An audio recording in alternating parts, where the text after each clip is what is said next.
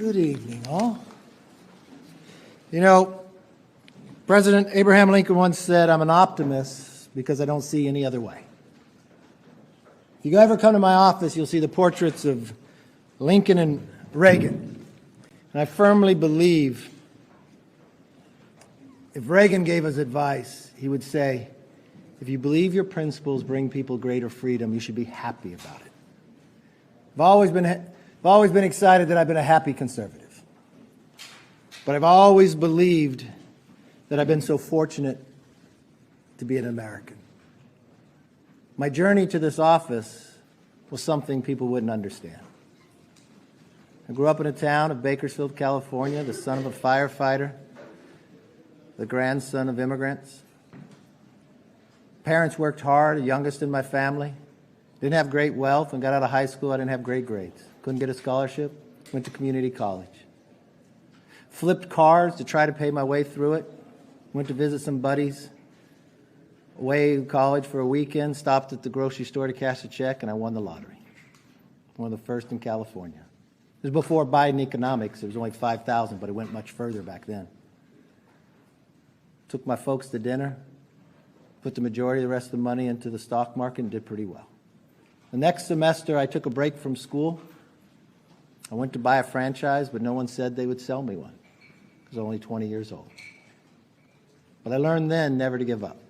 So I opened my own business, selling sandwiches. 3 things I learned. First to work, last to leave, last to be paid. I wanted to finish my college degree. At that time, no one in my family had finished a 4-year degree. I did pretty well. I now had enough money that I could pay my way through school as long as I went to Cal State. So I sold my business, going to school. I opened up the local paper and said, be a summer intern in Washington, D.C. with my local congressman. I did not know this man, but I thought he'd be lucky to have me, so I applied. And you know what he did? He turned me down. But you want to know the end of the story? I got elected to a seat I couldn't get an internship for. I ended up being the 55th Speaker of the House. One of the greatest honors. I loved every minute. And the one thing I will tell you is, doing the right thing isn't always easy, but it is necessary. I don't regret standing up for choosing governance over grievance. It is my responsibility. It is my job. I do not regret negotiating. Our government is designed to find compromise. I don't regret my efforts to build coalitions and find solutions. I was raised to solve problems, not create them. So I may have lost a vote today, but as I walk out of this chamber, I feel fortunate to have served the American people. I leave the speakership with a sense of pride, accomplishment, and yes, optimism. From the day I entered politics, my mission has always been to make tomorrow better than today. I fought for what I believe in, and I believe in this country of America. My goals have not changed. My ability to fight is just in a different form. You need 218.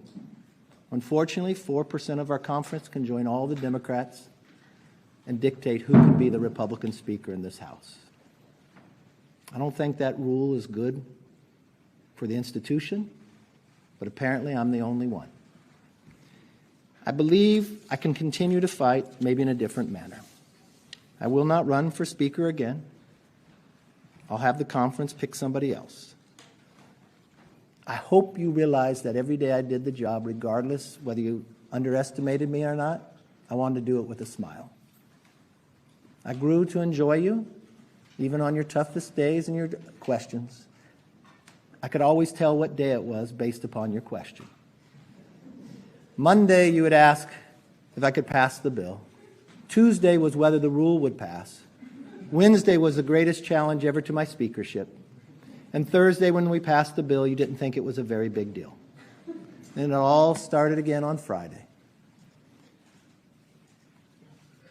You know, I wouldn't change a thing. I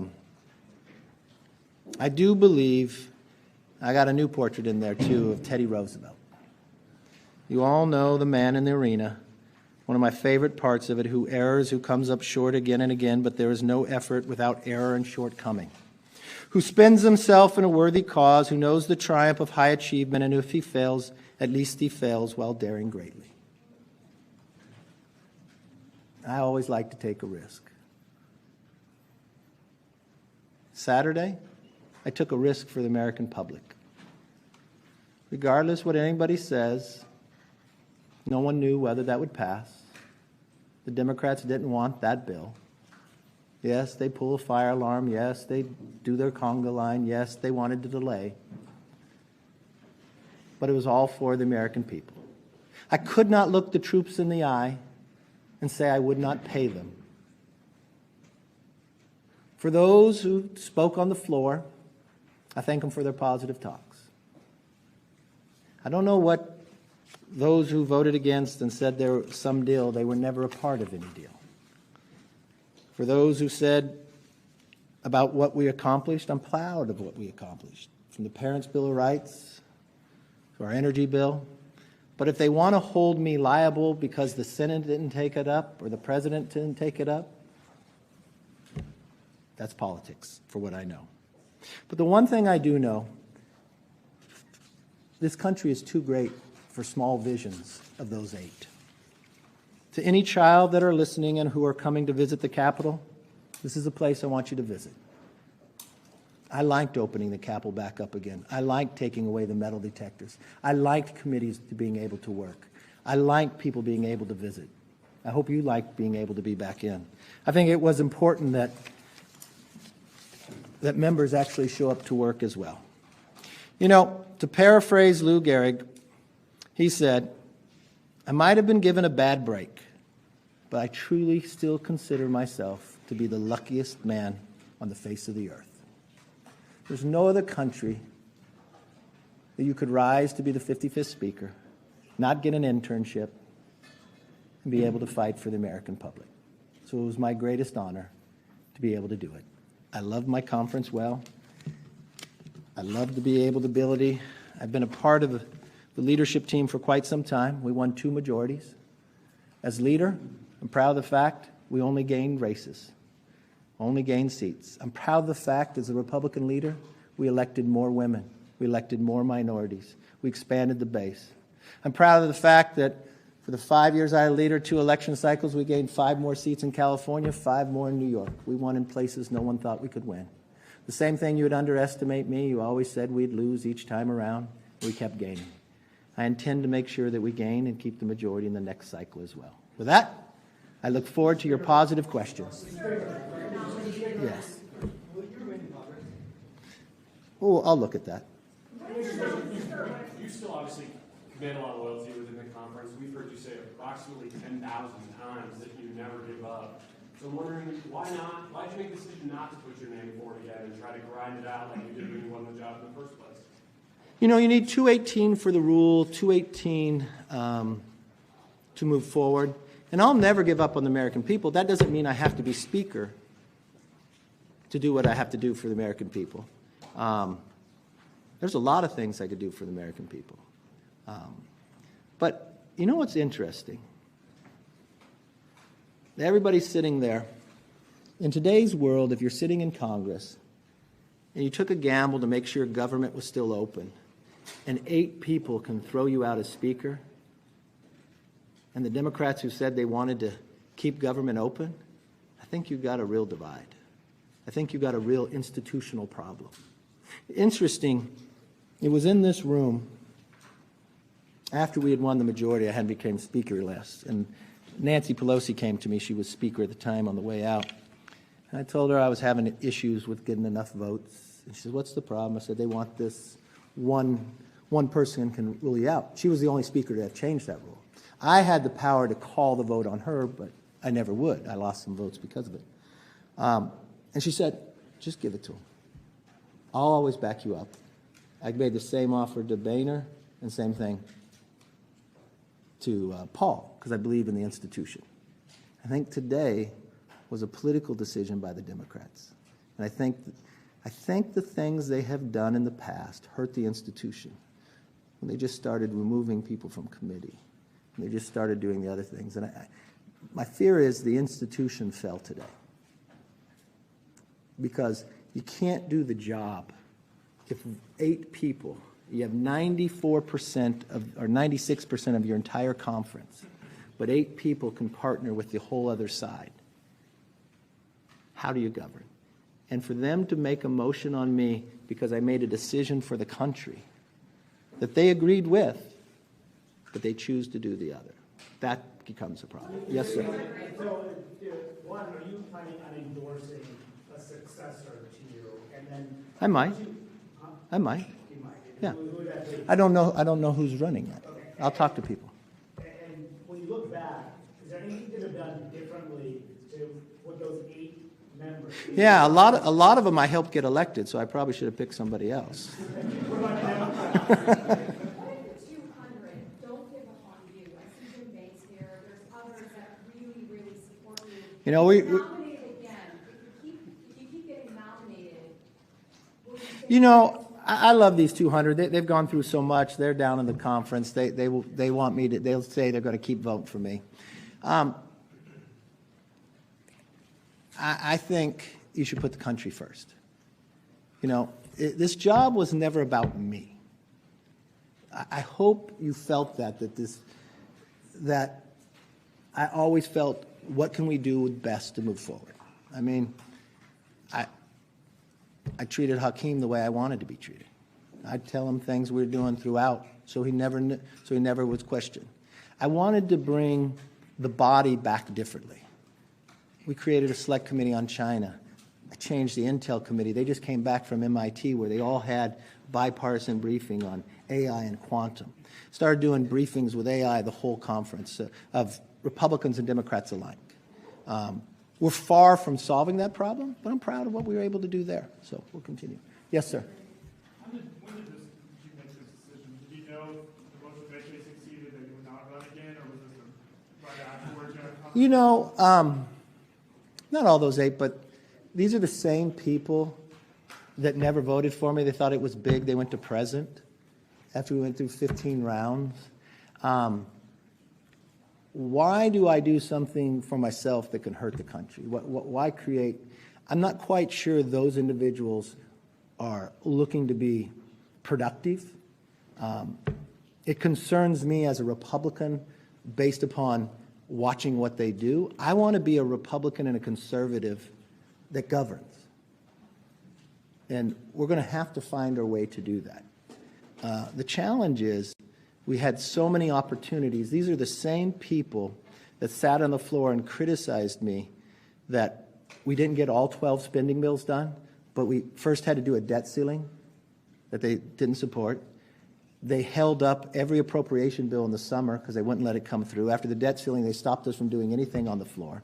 When we had a continuing resolution that would do something on the border, I listened to one talk about how it made him think about the border and when he voted against it. And then they wanted to challenge me because I worked with the other side so America could go forward and government could stay open. You know, if you have to lose for something, I will always lose for the country. It is a much better battle to have. Mr. McCarthy? Yes, sir. Mr. McCarthy? Doing this job, what advice do you have for the next speaker? What would you advise for the next speaker? Change the rules. Do you regret allowing that rule to be in place? Do you think I let it? I mean, for the whole point, I mean, if you talk about like Gates came to the whole conference and said, we will never use this. We'll never use this, you know. I mean, this is a man that sat there on the 14th vote and said, okay, I'm going to vote for you next time, and falls back and not. So, I mean, it's just the trustworthiness of a lot of individuals. It makes it difficult. But I do not think, regardless of who the speaker is, that you should have that rule. You know, everybody had it but Pelosi, but it was never used until it started getting used against Boehner. And if the entire other, if you can always count on the other party to vote in a block against it, then you're allowing 4 to 5 people to control whatever. So it doesn't matter even if you have 96%. So that is not a government that works. That is chaotic. Last question. Yeah. Mr. McCarthy? Yeah. Is the Republican Party on Okay, wait, go right ahead. I hear you talking about the challenge of governing, the challenge to Republicans. I wonder what you think this means, what this says about I don't think it says about the Republican Party. I think it says something about some people who are not a conservative. I mean, if you were a conservative and you only had one entity making the battle and you vote against securing the border, you vote against cutting this wasteful spending, and then you partner with all the Democrats. Now, you'll phrase it all the other different ways. That's not a conservative. Look, you all know Matt Gaetz. You know it was personal. It had nothing to do about spending. It had nothing to do about everything he accused somebody of he was doing. It all was about getting attention from you. I mean, we're getting email fundraisers from him as he's doing it. Join in quickly. That's not governing. That's not becoming of a member of Congress. And regardless of what you think, I've seen the text. It was all about his ethics. But that's all right. Mr. President, can I just clarify really quickly from the first question? Are you considering resigning? No, I said, he asked about that. I haven't thought about that. I said, yeah. And then just on where you're placing the blame, you said an institution is... Look. No. I'm not going to blame anybody. There's not blame anywhere. Look, I give it as good as I get it, right? So you know the challenge. I knew going in. You would take a poll all the time. Is he going to get thrown out this week? But you know what? If I lose my job over doing what I truly believe what's right, I'm very at peace with it. You asked earlier, like, when did I decide? I knew they would make the motion on me. It didn't make one bit of difference. I felt very comfortable in that decision. And I think the American public believed that decision was right. Matt Gaetz and the expelled from the Republican conference? That's the conference's decision. Mr. Carter, now, you mentioned that you're looking to maybe help instill in another way, but would you consider having a position somewhere in Congress, whether it's leadership or the chairmanship? Can you talk about that? No. There's a lot of great people in conference. There's always other people to do jobs. It is amazing the talent that we had. And the one thing I've always hoped as Speaker, that we lifted more of that talent up. I look at people doing a lot of different jobs and the different opportunities we did, and they're doing an exceptional job. We have so much talent. It is remarkable. Yes. Is this kind of, in your mind, a little bit preordained from the beginning? Obviously, it was a much more narrow majority than what you anticipated, what Republicans considered. 15 rounds, the longest speaker's race since 1859. And then I made history, didn't I? It was that, well, we did do that, yeah. But was that kind of always thought that it was inevitably going to go this because of the narrow majority and because the writing might have been on the wall? Well, would any of you think, if it took that long and you had one person, you knew it was always a possibility, so that was fine. Didn't bother me, didn't change any of my decision I made. But it was interesting. I read a tweet the other day of Matt Rosendale. He goes to Mass every day. But you know what he said his prayer was all last year? That Republicans didn't have a big victory, that they had a narrow victory. When you have members like that are part of your team, you got a tough team. You know, look, when I was in business, I got to hire and fire who worked with me. Somebody else hires them, somebody else fires them. My job was to inspire them. I think we did some good work, and I think we'll continue to do great work. Yes, sir. Can you reflect back on 2010 when you guys were the young guns, right? You, Paul Ryan. Eric Cantor, yeah. Now, all three of you guys have been essentially... Well, we're not that young anymore. Well, but all three of you have been pushed out by so-called more conservative members. How do you reflect? No, let's be fair, and it's wrong that you ever say.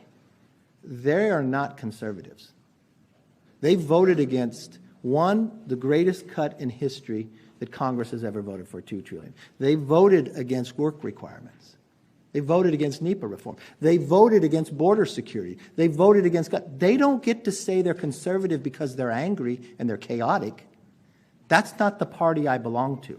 The party of Reagan was if you believed in your principles that you could govern in a conservative way. They are not conservatives, and they do not have the right to have the title. Yes. Do you worry that Donald Trump has turned your party in this direction that makes it difficult to govern, and makes it difficult to get conservative wins? Why do you say that?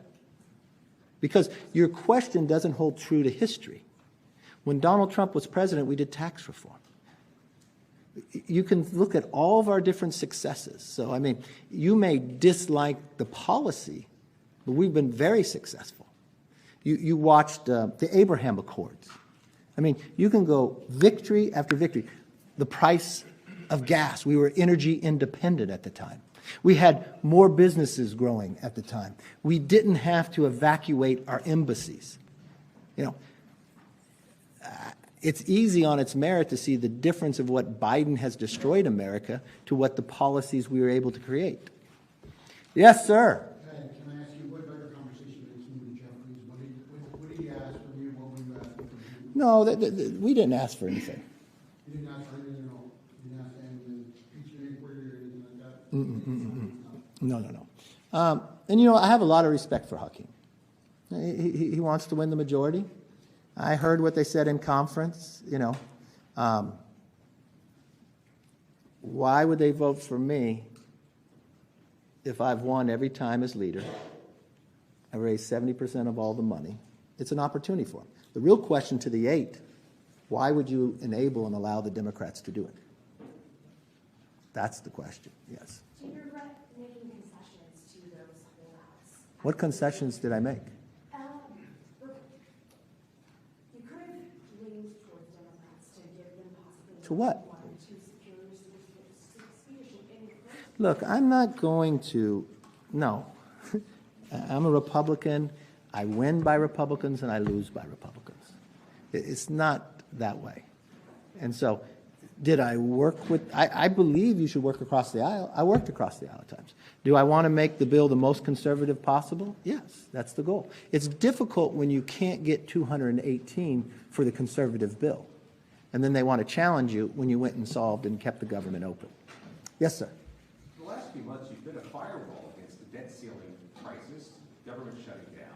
We did pretty well, didn't we? How big of a risk do you think a shutdown is in November without you as Speaker? Oh, other people can do the job. You know, it's interesting.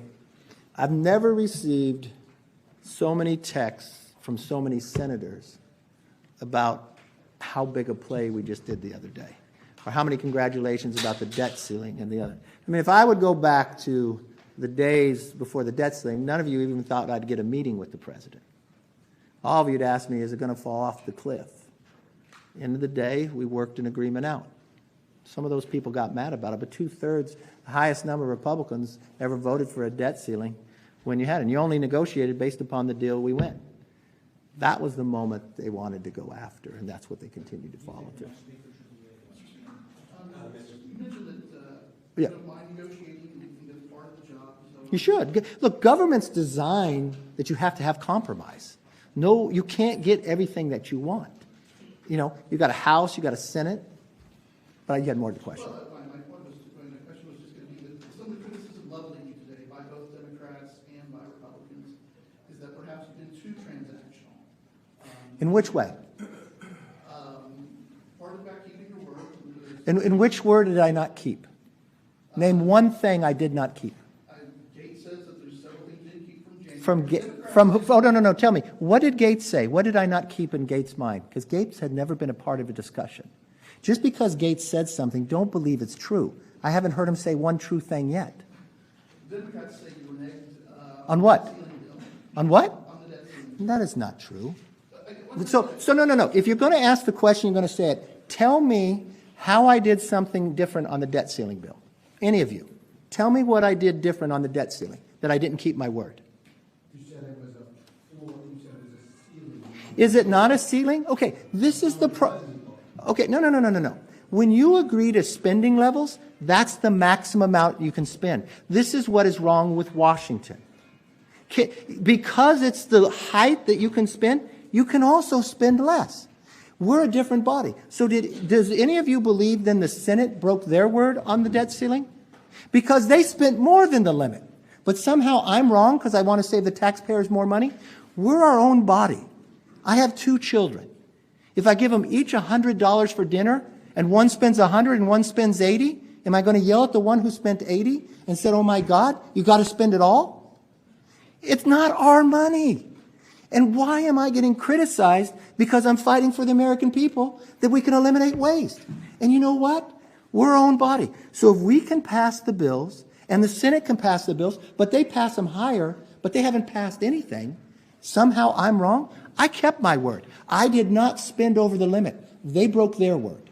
You don't feel you're too transactional, though? Okay, you used the word, how was I transactional? If you ask a question, I want you to show an example. Give me an example. The definition is basically this for that. So what did I do this for that? Well, on the Ukraine, on the CR, you've been talking about leaving in, leaving it out, and then finally you put it out. No, you're making no sense. What transactional did it? No, I did no transactional. I tried to pass a conservative stopgap measure that secured the border and actually cut spending. When that didn't go, the only bill that was going was sitting over in the Senate that had a stopgap measure, disaster, and Ukraine.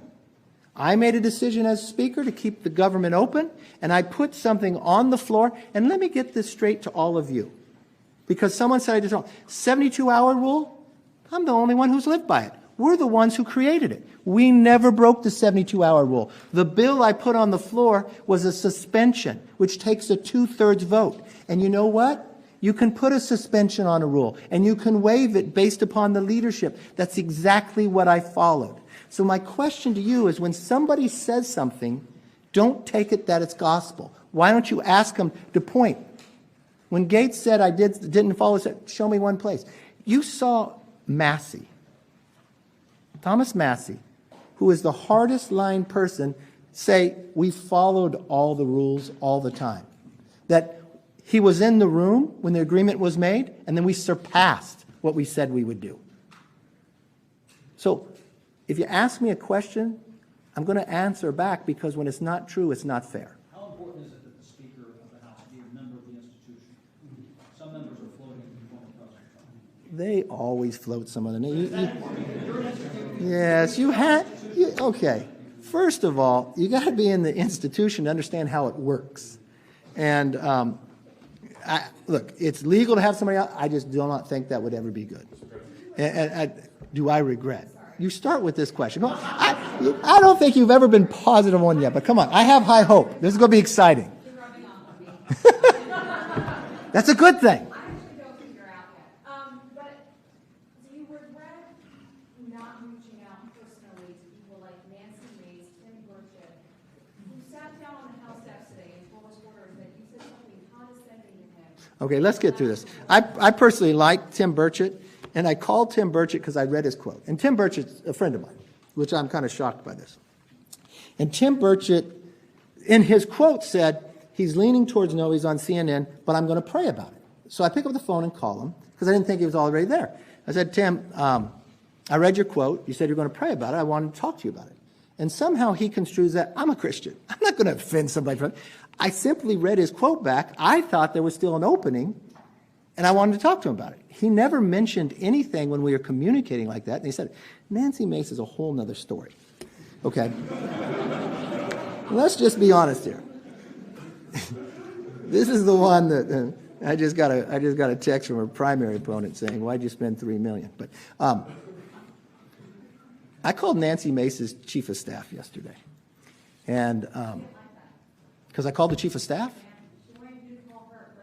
Well, she was on The View saying I didn't keep my word, so I didn't know what to... Listen, I can't say this in the press, but okay. But so, no, you keep it among yourselves, right? Wait till my book. No, so I call her chief of staff because, I don't know, maybe I don't connect her with something else, but I just said to him, I said, can you please tell me, I don't understand, where have I not kept my word? You know what her chief of staff said? You have kept your word, 100%. Members come to me, and one thing, I don't like the idea that a member comes and tries to leverage me. I don't go for that. You know, I'll vote for the bill. You do that's not well. But if you have a problem with the bill, I want to help you. But I can't sit there and write your entire bill and work it all the way through committee. We just got our one bill out. And it came back, the other bill doing on guns, it just wasn't working. Do you want to do something else? We did something else. I just don't appreciate. Look, I bite my lip. I let people say things that are not true, but it's not right. It is not right. Her chief of staff told all of us we have kept every single one of our words. And he said he's told her that too.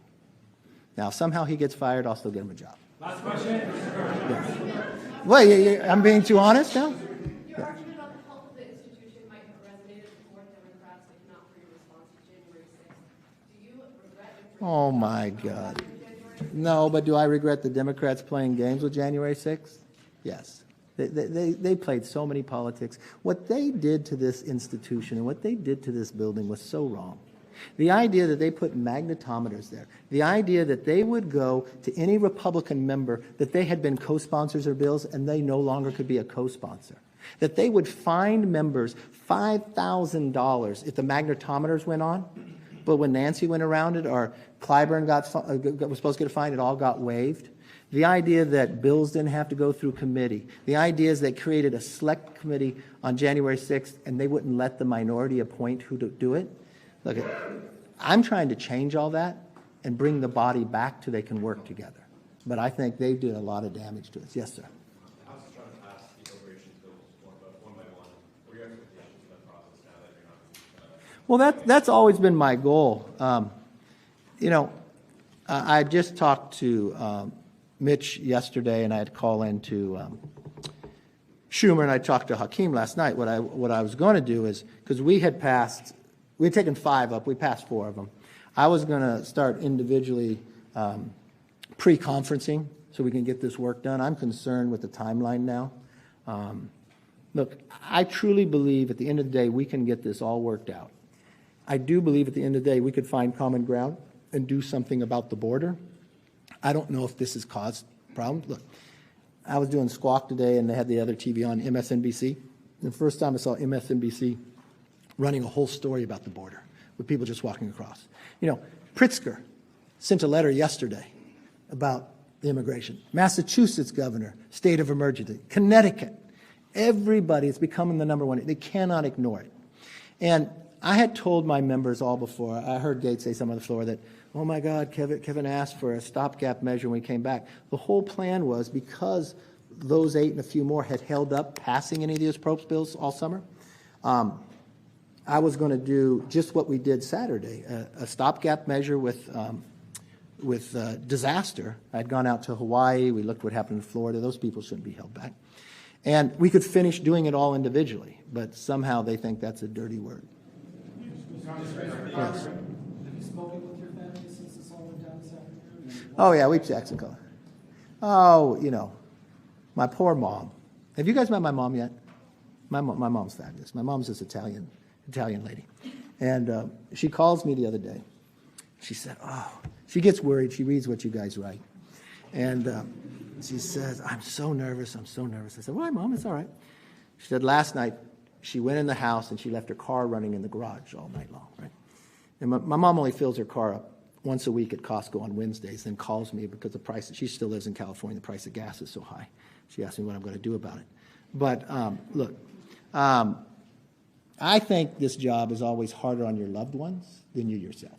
So they'll be okay. Did you make a side deal with the White House No. on Ukraine?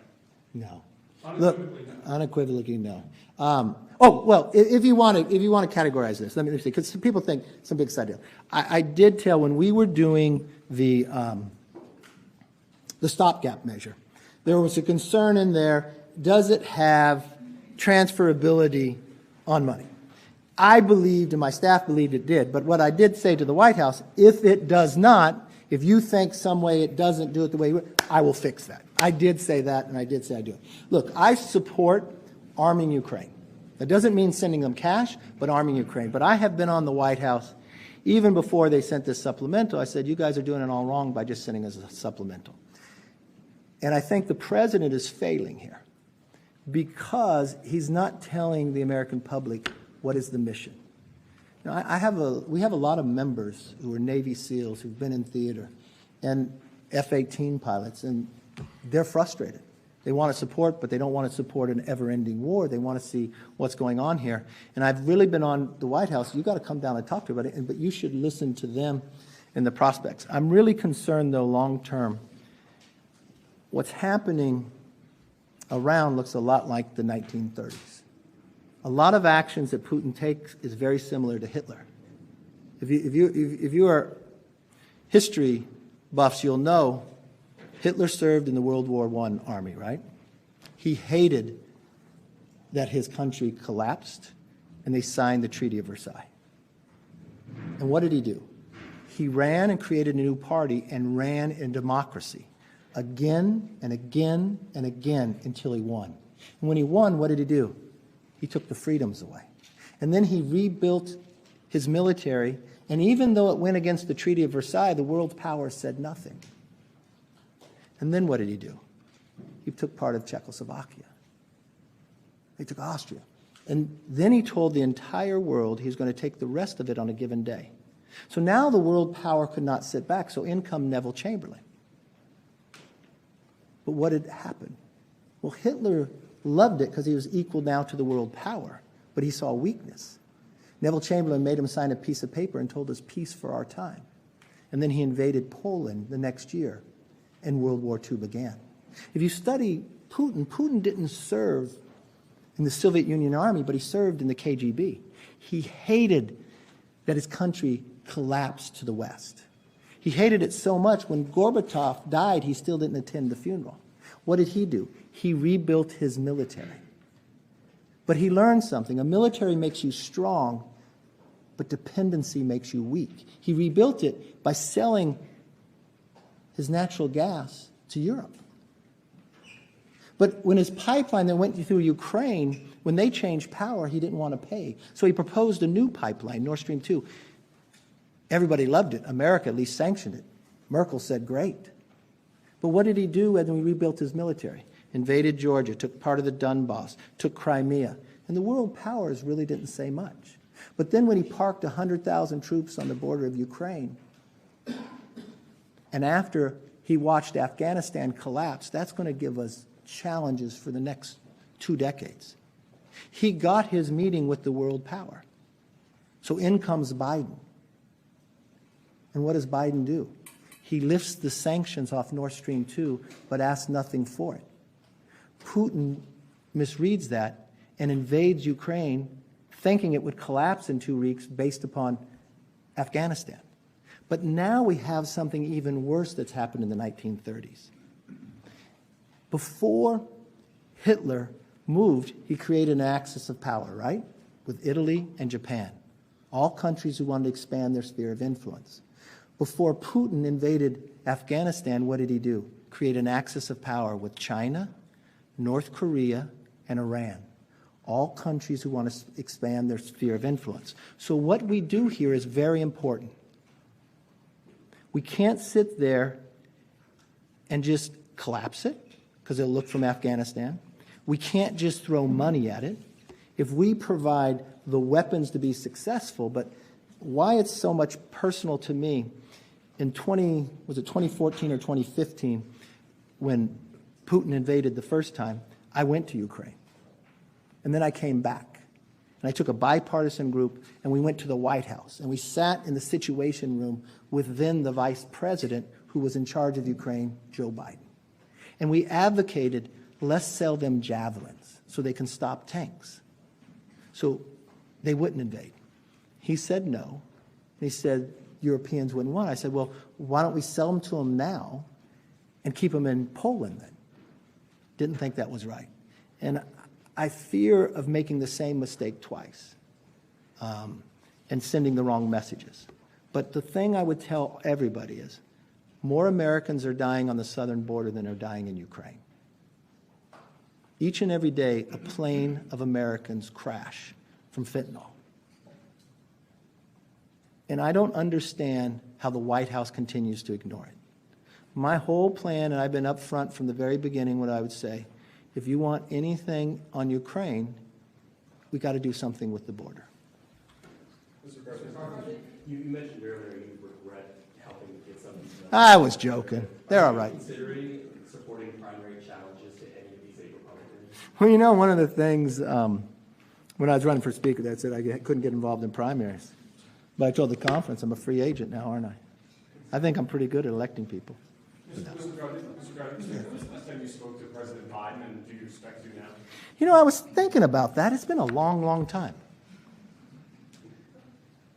I couldn't remember when I spoke to him last. You know, I've worked with a couple different presidents. I would have thought, we had built some respect for one another going through the debt ceiling. I know he got frustrated with me, but, and I have a great deal of respect for the people in his office I worked for. Rachetti and all of them, I think look, we have different philosophies, Schwanza and the others. They're smart. I respect them. They were honest. And I thought we made a good agreement. As a president, I would engage more. I think being hands-on, look, you're the leader of the free world. All the other presidents, I think bringing people together is a better way, talking through stuff.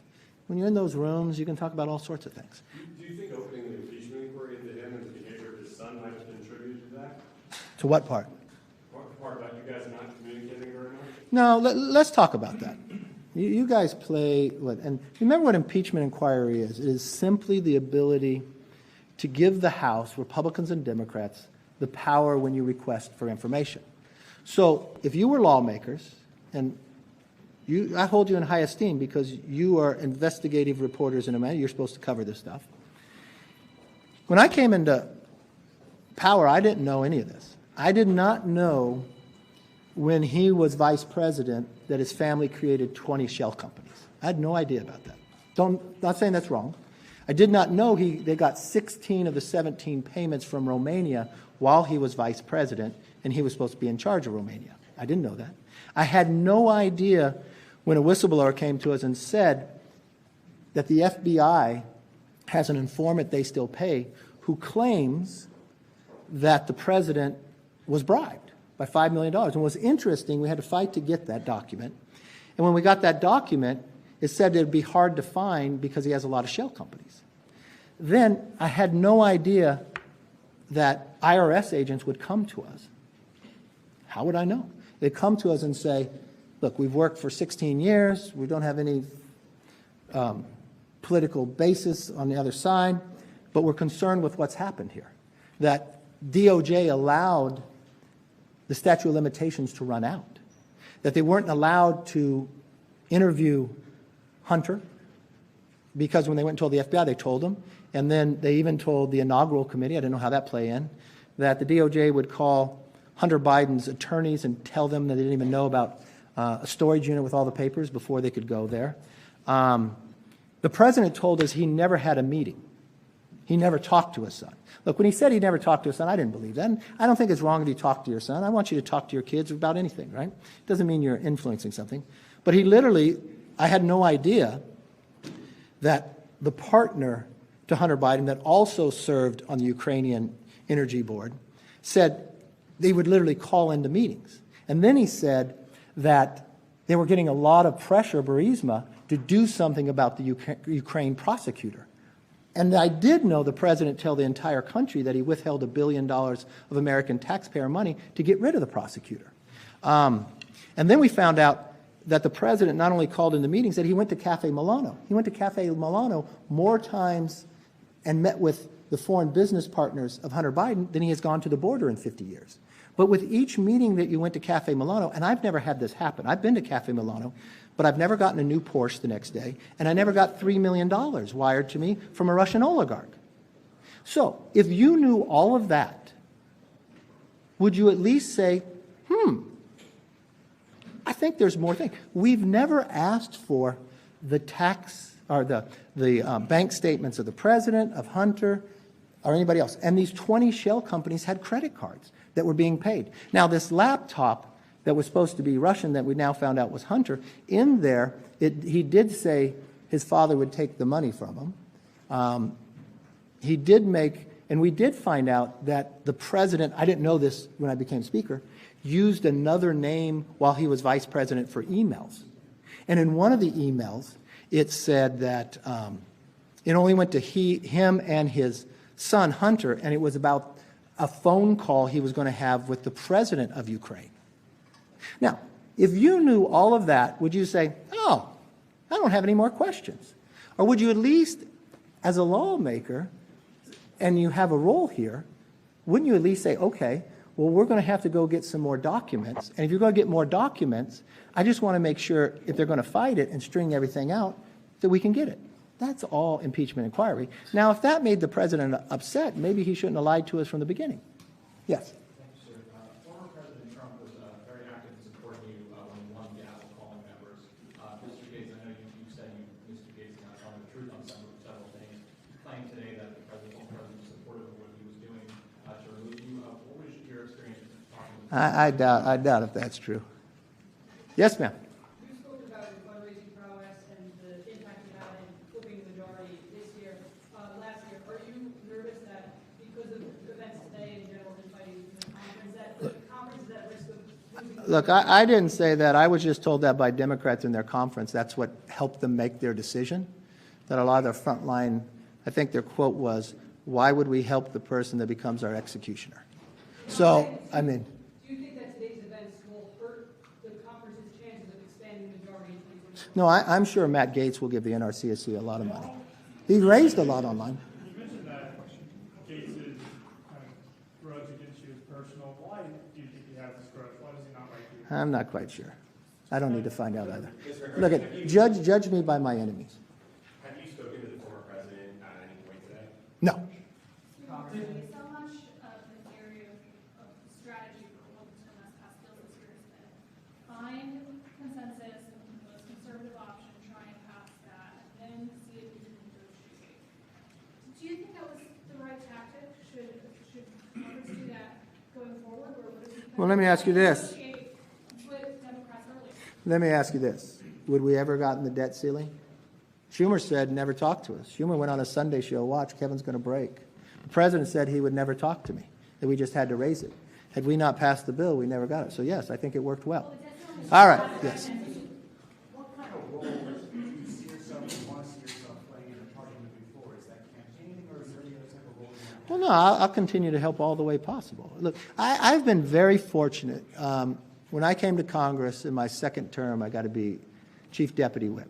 I got to be Majority Whip. I got to be Majority Leader. I've been Minority Leader, and I've been Speaker. I've been blessed. And there's something about 10,000 hours. I believe in it, a lot of different experience. And I believe in bringing new blood up and helping them, and I want to help them all the way. Look, I enjoy you. I don't know if you'll cover me as much, but I'm sure I won't miss you, but see you soon. Thanks for watching. Stay updated about breaking news and top stories on the NBC News app or follow us on social media.